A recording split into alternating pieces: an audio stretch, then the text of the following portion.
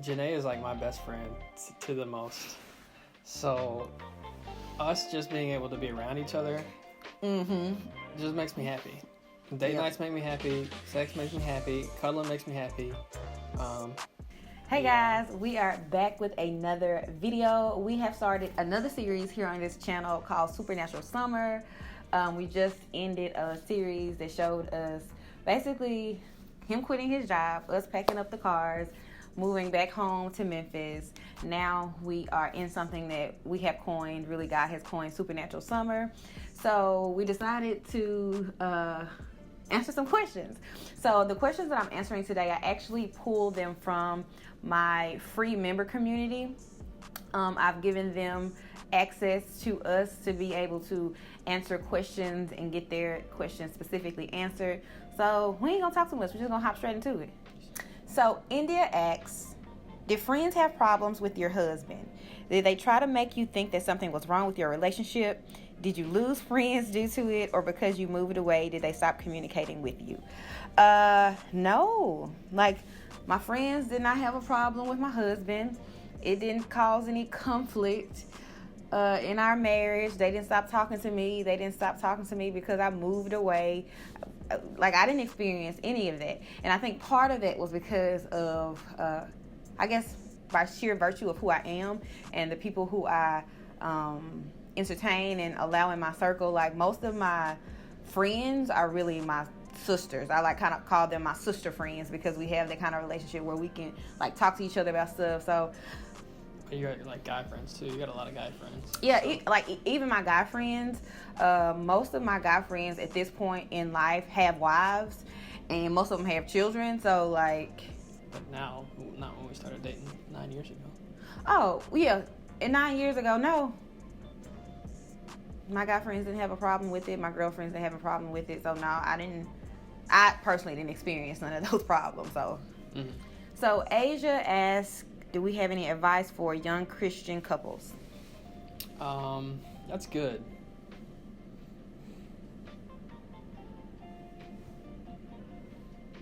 I feel like the advice that I would give to a young Christian couple is advice that I would give to any couple. Before you get married, y'all need to talk. Yeah. And y'all need to understand what both of y'all believe about sex, what y'all believe about money, what y'all believe about raising kids, how y'all, like, and in that conversation of money, how do you feel about spending money, saving money? What is your, plans for retirement? Like, for real, dig into those topics. Talk about faith, not just, oh, he a Christian and I'm a Christian, but what specifically do y'all believe? What do y'all believe about Christianity? What do y'all believe is a sin? One person might want to have wine occasionally, the other person might not. Like, get down to the nitty gritty. So I think that's the first thing first. Right. Really have those talks, really have those conversations with one another, because I feel like people who don't for real sit down and have those conversations and know what they're really for real getting into, they walk into the first year of marriage, and their first year of marriage is like, whereas with us, we talked about how we felt about sex, we talked about how we felt about money, we talked about how we felt about rearing kids, we talked about racism, we talked about white privilege, we talked about how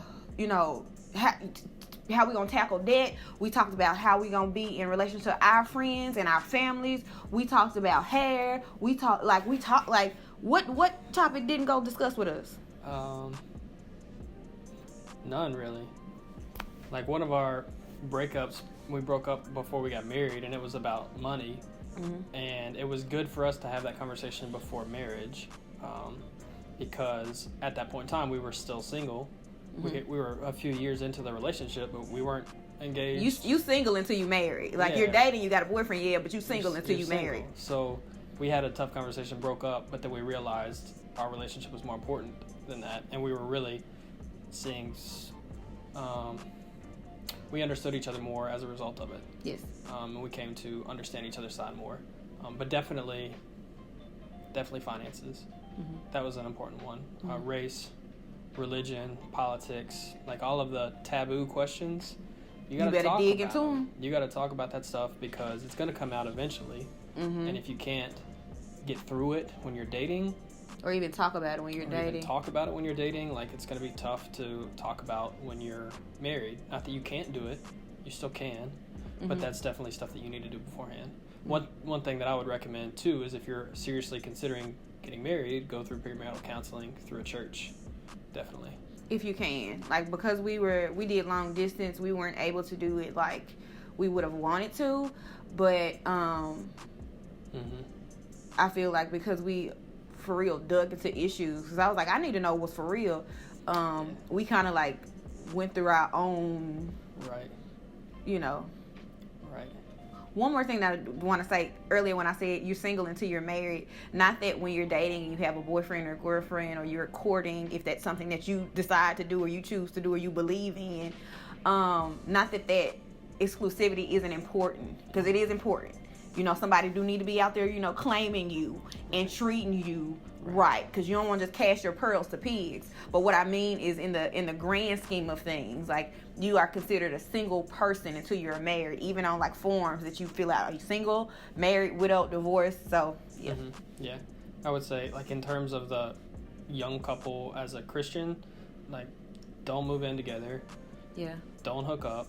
And moving in together is like because of the commingling of finances, and you don't want to allow yourself to fall into sexual temptation.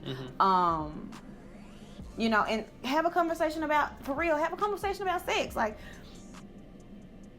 how you feel about it. Like, if you want to abstain, honestly, that need to be one of the first conversations that you have. Because if you are with somebody and you really, really liking them and y'all haven't really discussed it, by the time it gets to that point, it's like you really love them and your feelings are involved and you don't want to disappoint them. So you might, you know, end up giving in, whether you are the guy or the girl, because let's not act like it don't happen on both sides. Pressure happen on both sides, people. Right. And then you're almost emotionally compromised and you're already in a vulnerable state. So it's a little bit easier to fight off the temptation when you've set that ground rule from day one. And even if y'all trip and fall and make a mistake, still having a conversation about sex, y'all can like regroup together, like Father God, help us, and let's like abstain from sex together. Okay. Sarah asked, how did who you were before marriage transform after getting married? How were you able to grow together and support each other while running a business?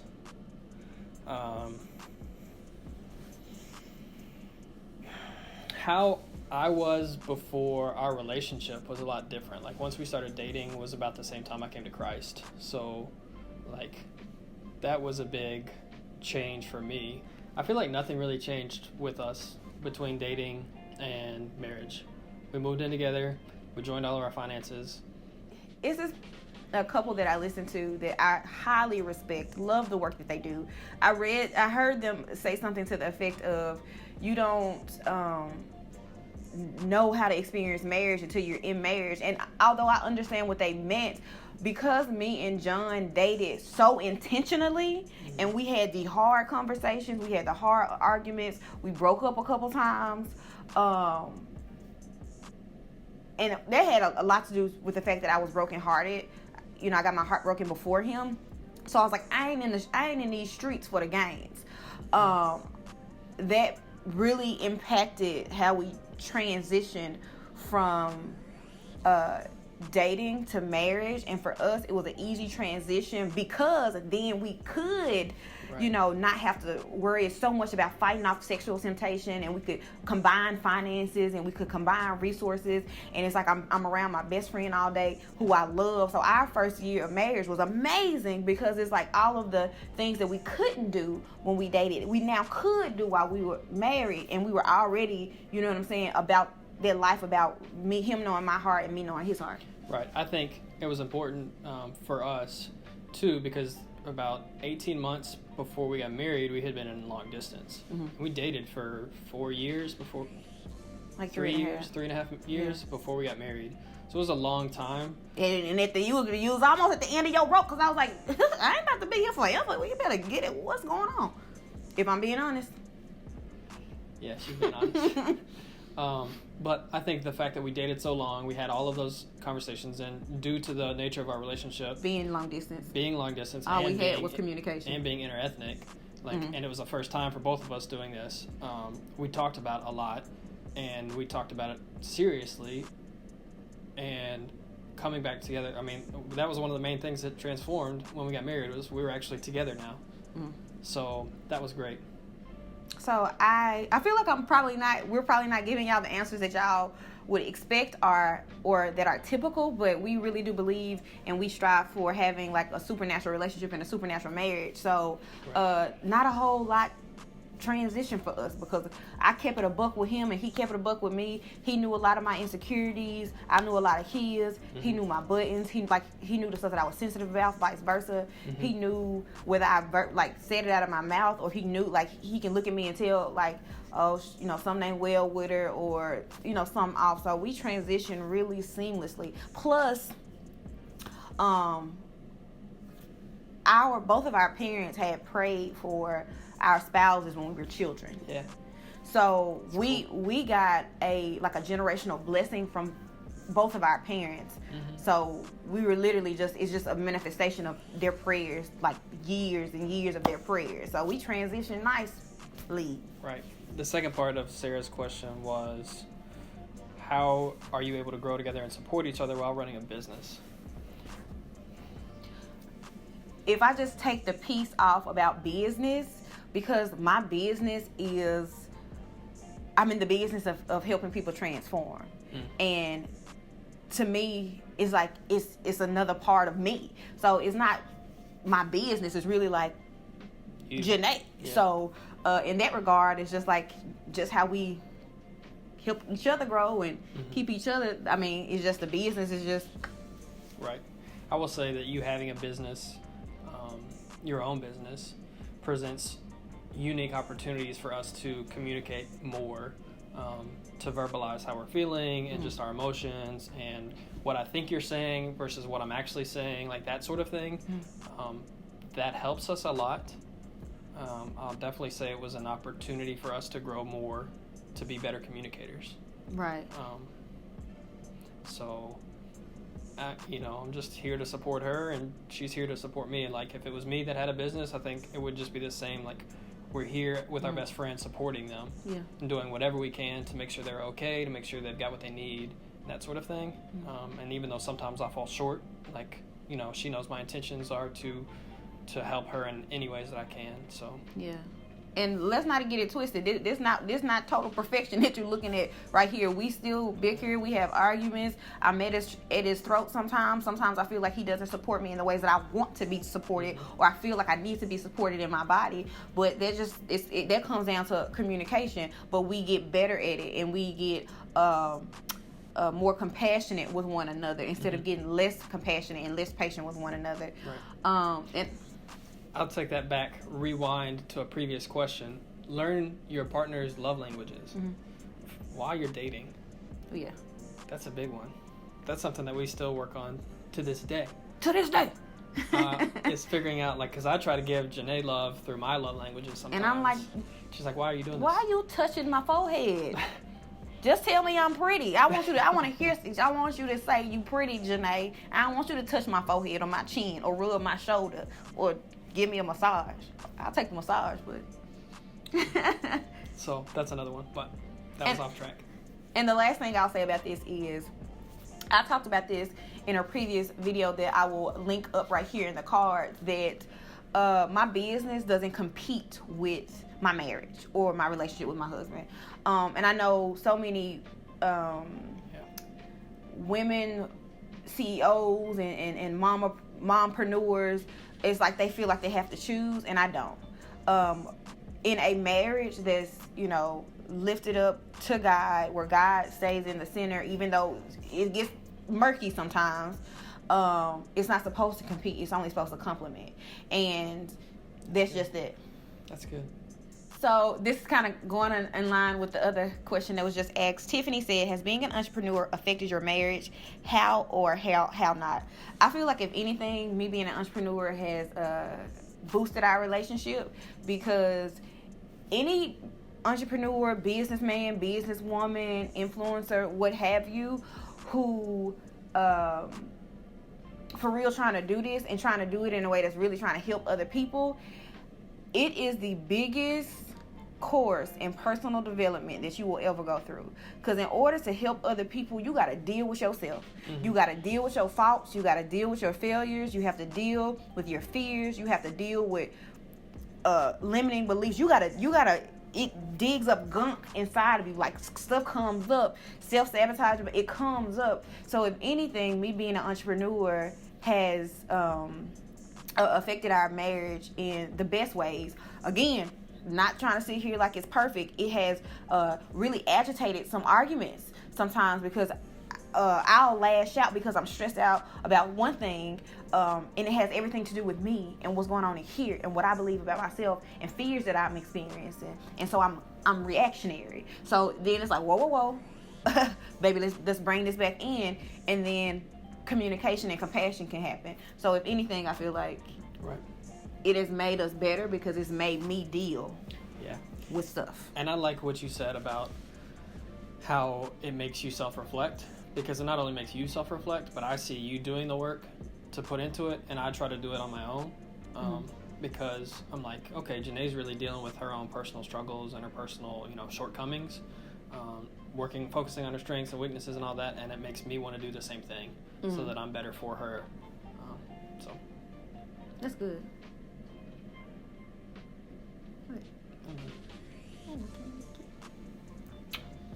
Shamika asked, how do you guys make each other better? I know putting God first helps all things, so I know he's in there. How do we make each other better? I make you better because I call you out on your crap. And I don't accept anything less than what I know you can for real bring. And sometimes it's wrapped in, oh, baby, but sometimes it's wrapped in, come on, engineer. Oh, y'all, he gets agitated when he does stuff, and I'm like, you got to engineer mine, but he ain't engineering nothing, engineering a solution. I be like, come on, engineer. Ooh-wee. He don't like that, y'all. But, twist the knife. Yeah. But I think I make you better because I pray for you. I call you out, and then I'm very protective of you, and I try to support you in the ways that you need to be supported. Right. I'd say, you're still going. I would say, like, for you, I think the ways that I help make you better is I really try to help you with all of that self-reflection that you have going on. You do. Because it's, like, with Jená, it's been like I'm always in my mind. A lot of self-reflection, like, a lot. She's the most introspective person that I've ever met.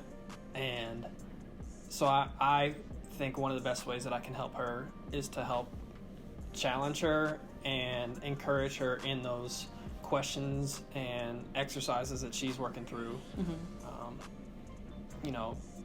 But still knowing each other's love languages. I'm gonna go back to that. Knowing each other's love language is so important, so that you can boost people in the right way. Yes. If it's touch, giving them a back rub after a tough day. If it's words of affirmation, it's saying, hey, I'm so proud of you. Like, I see all of the hard work that you're doing. I believe in you. Like, I know it feels tough sometimes, and I know today was a rough day, but you've got this. Or, whatever it is, gifts. Even, like, one thing, like, just small gifts. Like, it doesn't have to be the most lavish thing. Like, even if it's just, a little for us bottle of kombucha. Yeah. It's just a small thing. It's the gesture that really is important. So helping each other grow, just filling the right gaps for each other. What were you saying? For us. I was just going to say that for us, gifts is like my last love language and his last love language, but it's like the act of the thought of it. So it is like the what's the love language? Acts of service. So it's not the gift, it's the act of thinking about getting a gift and then actually giving it. The service part of it is like... Yeah. So even though she got me the games I already had, it was the thought that counts, It was the thought that you wanted to give me some... It's the thought that she went out of her way to make my retirement day so special that really means something to me. So acts of service is a big one for me. So like her act of service of just trying to treat me on that day was so special. So Sybil asks, how do you sustain happiness in your marriage? I think for me,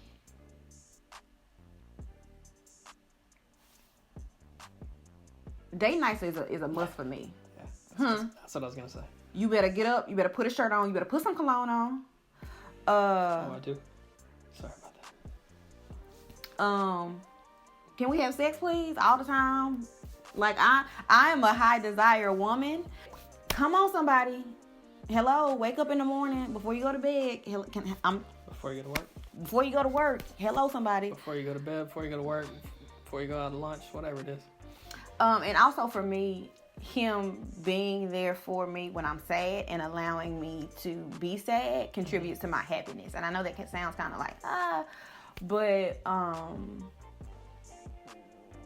that makes me happy when it's just like the thought of me being sad and knowing in my mind, like when I see him or when he sees me, he's going to allow me to really get my feelings out, and I'll be able to just like fall into his arms and him give me perspective. Because I love, like, I'll be like, I think this is what's going on. And I'll be like, baby, give me another perspective. Mm-hmm. He's like, okay, so let's think about this in another way. So him allowing me to talk out my feelings contributes to my happiness outside of just, the dates and going places and having sex. Just allowing me to be my most vulnerable and me not feeling like he judging me for whatever might come out of my mouth contributes greatly to my happiness and me for real knowing, like, in my deepest of heart, he got my back.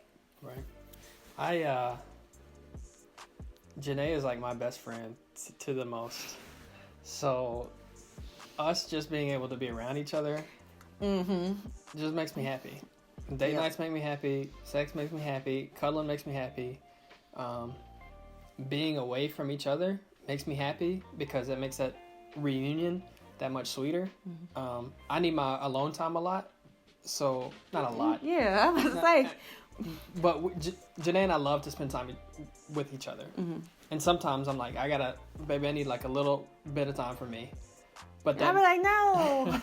But that does, like, I get to enjoy some personal time and work on myself and think without Jená there. And not even necessarily work on yourself. Sometimes you just want to be by yourself and play video games. Veg. Yeah. But then when we come back together, that makes it that much sweeter. And that makes it that much, like today I texted her, I was like, I'm so excited to see you.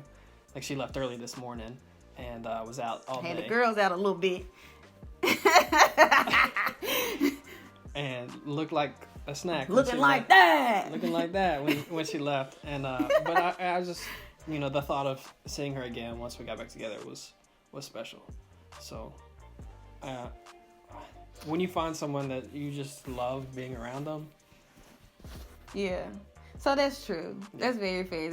It's not just the date nights and smelling good. It's when we can just be in mismatched PJs in the bed eating chicharrones with crumbs falling in the bed. So yeah, I think, I don't know, like, how do we give a for real answer to this question? Because it's like when you married to somebody that's your best friend and you love being around them, really, for me, all the time. And I don't get for real tired of him like that. Again, I don't think we giving like typical expected answers. We just giving. But I think that's what's good. happening. That's what's us. I think that's good. And I will reiterate again. It ain't all sunshine and rainbows and da-da-da-da-da. We get into the tough stuff, the tough conversations, the tough emotions, where we want to punch him in the back of his ear. But I would say, I got to tell the truth. And I know sometimes he be want to punch me in my non-existent Adam's apple, just right there in the throat. I know. But I think on a whole, that makes up less than 2% of our marriage. Yeah, we're quick to work out our issues.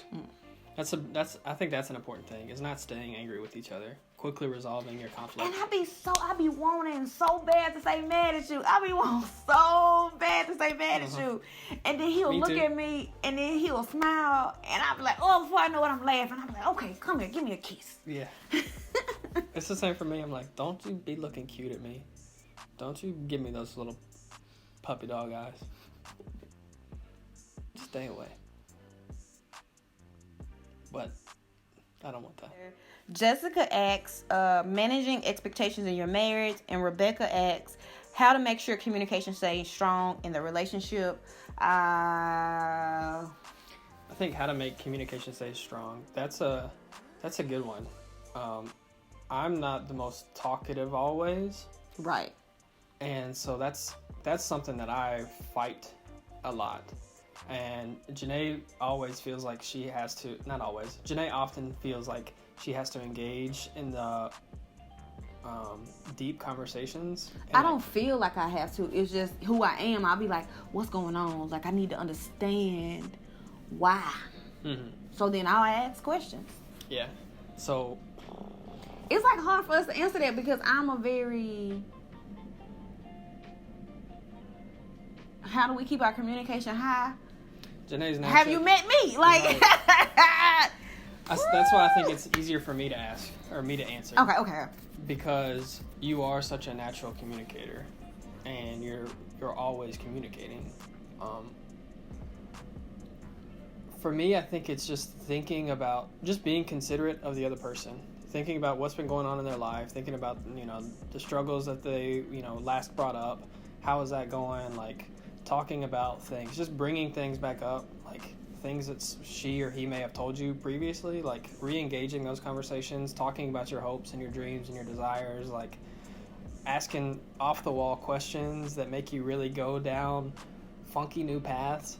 That's fun, because you get to learn new things about each other, and it's new. I think people often feel like it's easy to fall into repetition, and so doing some fun, weird questions like that makes it easy to mix things up a bit.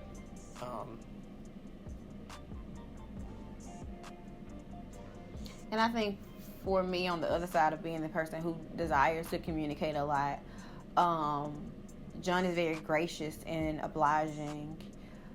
So if you are in a friendship or relationship where you are the person that is the high communicator and you're dealing with someone who isn't, and it's really frustrating for you, I understand and I can empathize with that, because he wasn't always the communicator that he is now. Mm-hmm. That came with growth in our relationship and love. So as he grew more and more in love with me, and grew deeper in love with me, his level of patience and compassion to for real understand why I'm asking the questions and to deliver answers that he felt not necessarily was blowing air up my butt, but to for real answer the questions and give me what I'm looking for in terms of me just understanding him and why he's doing certain things.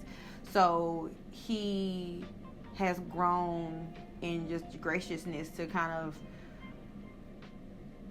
not be a butthead about it, right? He still had his butthead moments where I want to talk about stuff. He's like, oh, but for the most part, because he loves me, he will kind of put that to the side and like be like, okay, let me exercise this muscle and let me communicate. Yeah, I think another important thing with communication is like actively listening.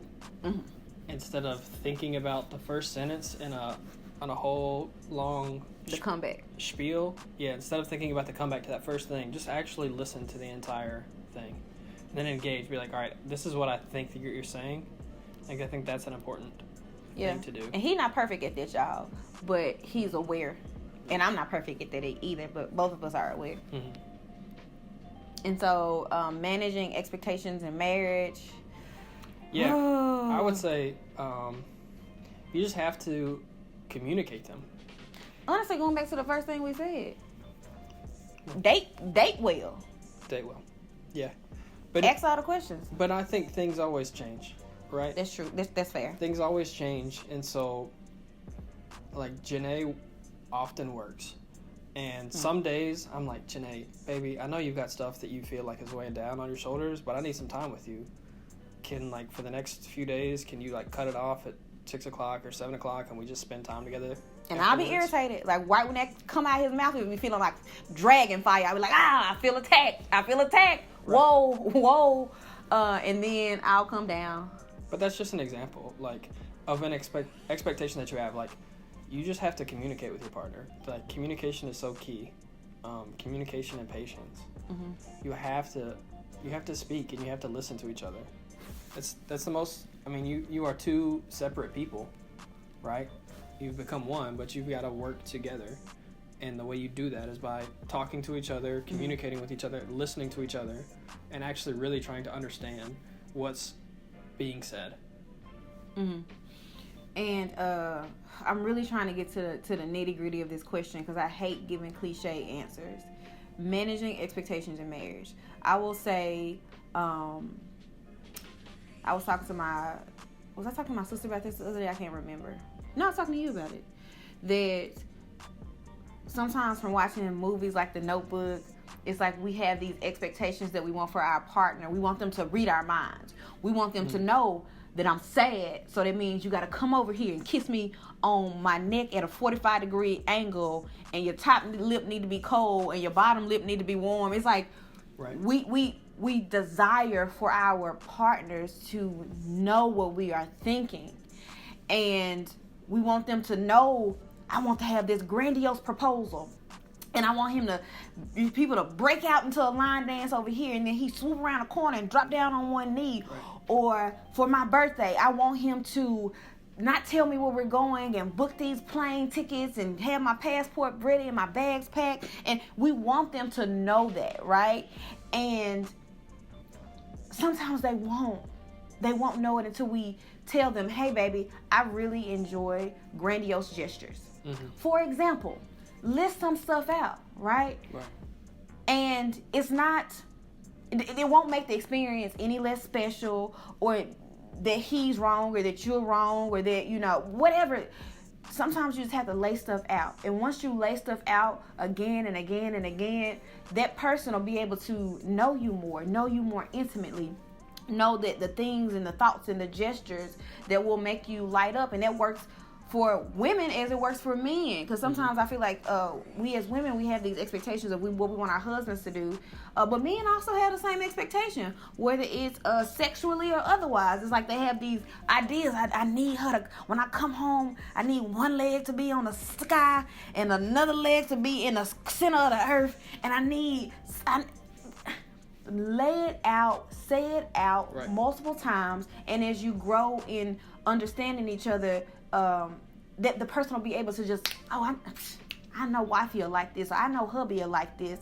So giving your spouse grace to know that they're not a mind reader, and not getting so wrapped up in how the movies have it, or how your favorite YouTubers have it. Like, oh my God, that's so sweet. I wish my spouse would do this. I wish my boyfriend or girlfriend would do this. Give them some grace. Right, and that'll really take root if you start thinking stuff like that, and then you'll start becoming bitter. Come on, somebody. Then you'll start becoming bitter. Preach, baby. And you'll really have that like spirit of offense sitting there. And for what? Like, did I ever tell you that I like the way, Susie and Rick did? Those are very white names. Did I like the way that they did it and never tell you? Like, that's unfair. Yeah. That you're unfair to yourself and you're unfair to your spouse, and that'll just stew resentment, and that's just not good. Right. You got to talk about stuff. If you want something to be different, say it. If you want, if you want to have a lunch date on the Tuesdays, don't expect someone to know it. And it's okay sometimes if they do things and try to surprise you, and maybe it falls flat.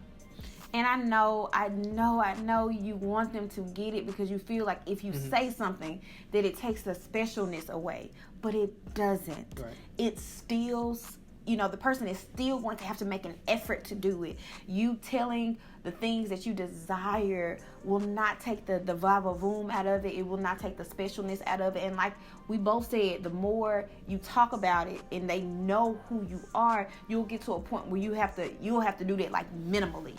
Like you'll be able to drop a hint. I want to go to Africa, and they'll be able to like write it down, mental notes in the phone, and they can take it and run with it. But give them some grace to not be a mind reader, especially like while you in the first 15 years of your marriage. I'm joking, but you get what I'm saying. I think what you said about taking notes.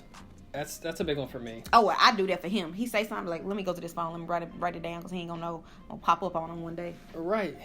Yeah, and like she'll like I'll say, oh, I want something like this, and she'll write it down, and she'll surprise me with it later on.